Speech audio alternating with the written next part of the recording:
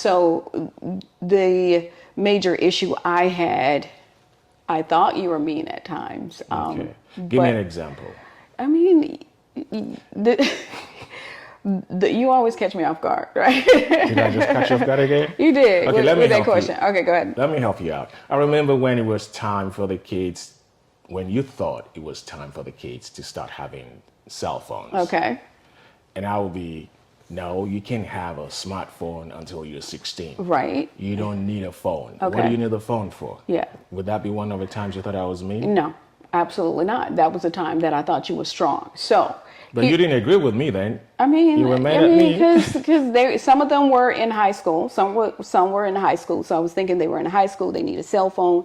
Again, hindsight is a beautiful thing because I can say strong. You were strong in the areas of, this is how we're going to raise our children. So there are some great strong points that are beautiful. One is the cell phone issue, and none of the children got cell phones until they were 16. And I remember also that the girls, they couldn't get there was no makeup, there was no nail polish, there was none of that until they were 16. School nights, this all came from you. So it was a beautiful thing. He was strong with this is it, but it worked out so well for our children. I remember there was no watching television during the week. It was only on the weekend. Because they had to do their homework. They had to do their homework. They had chores. They had all of that. And for those who may not understand why there was no TV, it wasn't because we thought TV was bad, but because both of us worked. We didn't get out of work until late in the day, around 6 o'clock. Right, so they were right. all in after school. And most of the time, after school is just fun. It's playtime. Mm-hmm. So when they get back home, the first thing they did was take a shower, eat, and then they had to do their homework. Right. And by the time you're done with homework, it's bedtime. So if you're struggling and your homework is not complete, you probably would not even go to bed yet.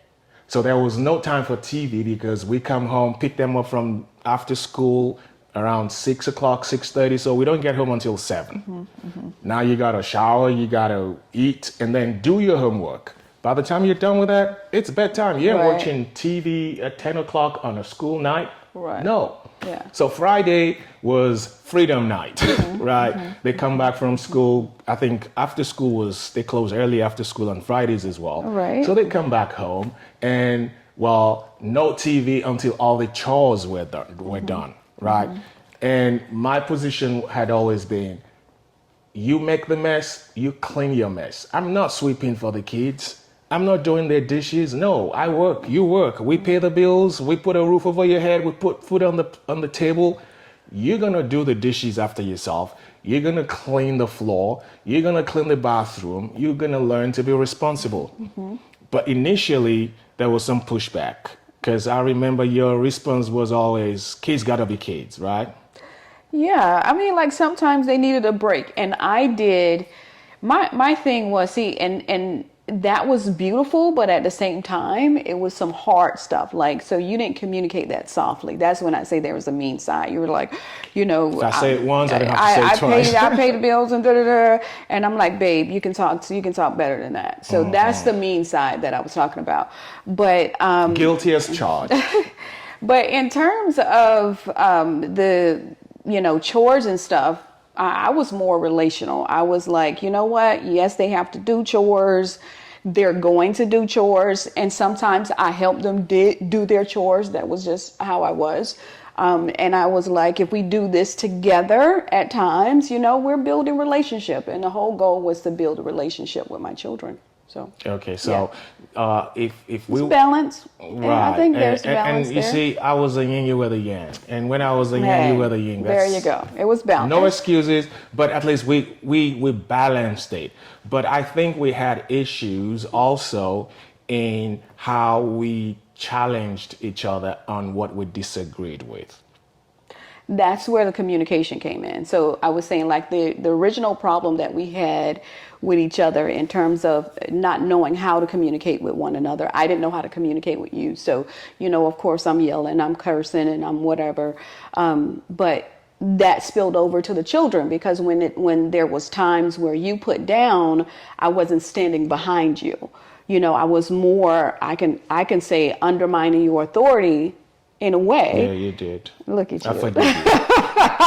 It's like you was waiting for that. You're waiting for that. But am I lying? You know, no, you're not lying. Okay. But it was, I realized that later on, that as you were speaking and I felt that you were mean and I cringed and all of that stuff there was a way that I could have responded to you. And my fault was responding to you in front of the children, which gave them an opportunity as they grew up to, if they wanted something, who to go to. Like, okay, I'll go to mom because, you know, mom feel this way about pops, you know. And so I think, again, the major issue I had was what we started our relationship with, and that was, we didn't know how to communicate with one another. We didn't lay down the expectations, and we just went at each other. And that spilled over to doing the same thing in front of the children, you know. So if you have a couple who the mom is like you, very motherly, very protective of the children, Yeah. and the dad is like me, the pit bull who wants things done and wants it done this way right now. Okay. How would you recommend that the mother go about creating that balance, or helping the man to see that you could be strong but still humane? Okay, so for the women, I would say you be you, because there's balance in this. So you need that motherly side. They need that motherly side, that relational side. The father's relational could be relational as well. Both is needed. But because the mother is naturally a nurturer, they need that. They need that, you know, that nurturing individual. So I would say continue to be who you are, but understand that the father has a role as well. And the father, from our perspective, in our situation, the father was stronger in terms of discipline than I was. And if those kids didn't have that discipline, again, I'm looking back, because the kids are now grown. So I'm looking back. The kids now, when you laid down, I would say you laid down the law, that those disciplines they're using now. They're using both. They're using the building of the relationship from my standpoint in that nurturing side. But a lot of keeping them in order as adults came from that discipline that you didn't budge on. So I would say to the women, be you, be the nurturer, but also in terms of the man, allow him to discipline. And it's discipline. It's not like, oh, I'm going to beat the kids or something like that. It was discipline. Like, no, these are the rules.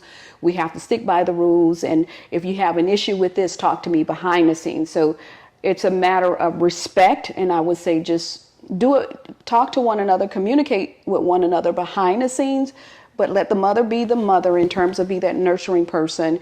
Let that father be that protector, because that was what you were providing.